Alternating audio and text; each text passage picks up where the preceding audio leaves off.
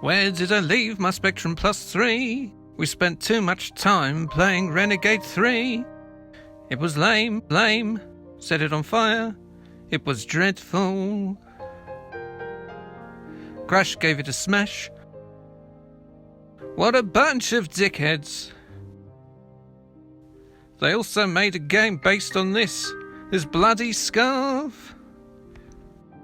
And it wasn't that bad.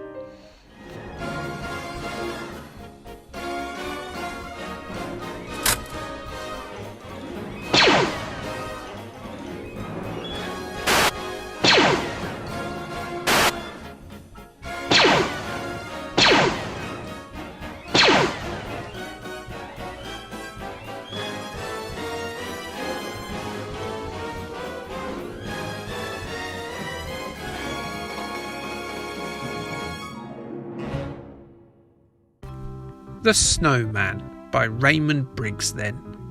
Do you know what lesson I learned from that? It taught me that if you make friends with people, that they will die. And this was proved to be correct. Time and time again, I have friends that have died. It also taught me that it was okay to travel with a man that I'd just met across international borders to meet with another load of much older men. Men in a ring. Yeah? You see what I mean? A ring in a different country. Yes, as a boy. Now I've finished corrupting a pan-generational festive treat, let's talk about the source material. Originally a storybook released in 1978, Raymond Briggs's tale famously only featured beautiful pencil illustrations with no words at all. And it was a stark contrast to his previous effort, the slimy, disgusting ogre Fungus the Bogeyman. After scooping a series of awards including the prestigious Kate Greenaway Medal from the Library Association and the Lewis Carroll Shelf Award in America, TVC producer John Coates approached the fledgling Channel 4 with a storyboard, accompanied by a Howard Shore piano track. Channel 4 hadn't even begun broadcasting at this point in March 1982. Instead, they debuted in November with a programme called Countdown, which I may have talked about here recently. Channel 4 greenlit production for the animation to be shown on Boxing Day of that year. Director Diane Jackson, who'd previously worked on the Yellow Submarine film for the Beatles, worked tirelessly with her team to recreate the picture book style and make it look as authentic as possible, with pastels, crayons and other colouring tools drawn onto the celluloid traced over hand-drawn frames. The story was slightly expanded from the picture book, with the trip to the North Pole and Father Christmas not present in the original book, and of course they added the choral classic Walking in the Air, which I'm duty bound now to do what every smart ass does who talks about the Snowman and tell you that in fact was not sung by Aled Jones, but actually by forgotten uncredited chorister Peter Orty. I don't particularly blame Aled Jones for snatching that role for the single release, because all children are competitive bastards really, and Jones was as backstabbery as any multinational CEO. And you know what? It did him all right. He was on Songs of Praise for a bit, wasn't he? Fair play to him. What the film did was remain captivating despite not featuring any words, and it has remained a fixture on Channel 4's Xmas schedule ever since. That's nigh on 40 years, which is almost certainly before any of us developed pubic hair, despite all of us involved here with this video, both making and watching, being incredibly old. It won numerous accolades too, including a BAFTA and a placing at number 71 in a Best TV Programmes of All Time list, which was on Channel 4, mind. That's a suspect placing. The story was pretty simple. A small boy builds a snowman on a particularly flurry-filled day on the outskirts of Brighton, before coming down at midnight to find the compacted ice fella strutting around the garden. Then they muck about the house for a bit before he melts slightly and it gets a bit worrying.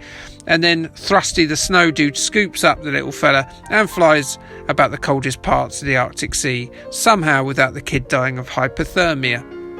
Then they come home, the boy gets into bed and he wakes up to find his new best friend is a big old dead puddle.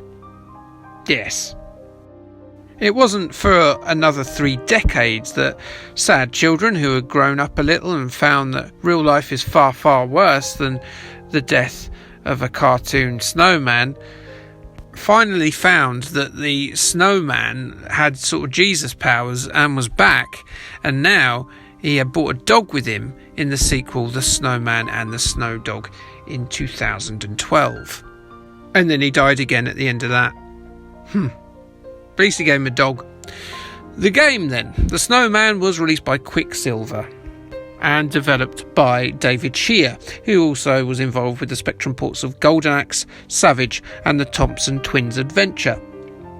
Coming out in 1983 on the MSX, Commodore 64 and the Spectrum, The Snowman was a single-screen platformer that cribbed design elements from a couple of other major titles. Objects were collected and dropped like jetpack, creatures were avoided in a maze-like structure like Pac-Man, and overall the game had a Burger Time look to it. You are thrown into the slippers of the small boy from the animation, sometimes called James by the way, and you must build and then maintain the snowman over the course of 4 levels. The first has you attempt to assemble the friendly frosty fella's body using clumps of snow scattered around this curiously barren-like scaffold construct that makes up the levels. The level is populated by various disruptive shits that will do their best to get you all mad up, stealing away your collected goods or making the boy plummet several stories to land awkwardly on his back in bed. That looks painful. Lose an item due to the aggressive nature of the snowman hating gits and it will appear randomly somewhere else on the playfield. The boy's hunger acts as a timer, so be sure to grab some of the festive foods that sporadically materialise throughout your Frankensteinian adventure. Other power-ups include an ice lolly that causes issues for one particular enemy type, whilst an alarm clock will fend off the heavy eyelids that are accelerated in their downfall by some soporific sleep monsters. Later levels will have you assembling the finer details of the snowman, such as his hat and nose, and then the boy must fend off the inevitable thawing of his tall, posh stalagmite buddy by collecting ice cubes, before the 4th level has you gathering toys and gifts for the glacial giant to play with. And suffice to say, actually I think this game's alright, actually. It's simple to get to grips with clear goals and a crisp early Spectrum graphical style that mimics an arcade machine that never was. It's a pure experience, pure as the driven snow. Is it challenging for children? Maybe a little bit. It's very enjoyable, but it's not without caveats.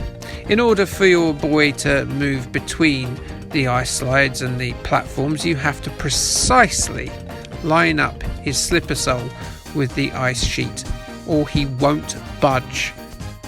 And that has to be to the exact pixel.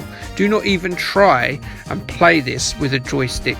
You must use the keyboard, otherwise you will get nowhere. With a timer and relentlessly patrolling enemies, this usually ends up in many a frustrating moment. Slipping off the edge also condemns you to bedtime, so watch your step, little fella. The lack of variety is also an issue. I've heard rumours that the game might mix up the levels layout a bit after you've played through the first 4, but I've seen no evidence of this, and I'm too lame at games for that to ever be something I can confirm. Also, the lack of a flight-based level, be it a horizontal or vertically scrolling one, seems like a massive oversight for a game based on the Snowman. I mean, when you think about it, the animation's pivotal, most famous scene involves the protag struggling for oxygen in the upper echelons of the Earth's ozone firmament under the arm of his flying snowman friend. But you know what? I'm being very harsh on the game. It is okay. It's pretty good. I'm moaning for moaning's sake, as it is a solid arcade-style title and a pleasant surprise. Reviews were pretty glowing too. Sinclair user declared the game as attractive and a change from the violence of Space Invaders and the like. They gave it a cheeky wink and an 8 out of 10. Crash, in their third issue, said that despite the control problems, the Snowman turns out to be a frustratingly addictive game. A 78 degrees was stuck on the Snowman like the carrot on his face. Wait a minute, it wasn't a carrot. Or was it? I can't remember. CMVG liked the game a lot, saying the graphics are great and it's very playable despite the control being quite difficult. An 8 out of 10 from them then. And that is the Snowman. You know what? It's alright, but it's not as good as its sequel based on When the Wind Blows, which has you as a pair of naive old folk jumping around the nuclear ravished wreckage of their house, trying to stave off radiation sickness with blind patriotism and hope which will never be fulfilled. And I will cover that next. Never, as a game didn't exist to that. Of course it didn't. I just like talking about When the Wind Blows, really. Anyway, Kay, thanks, bye.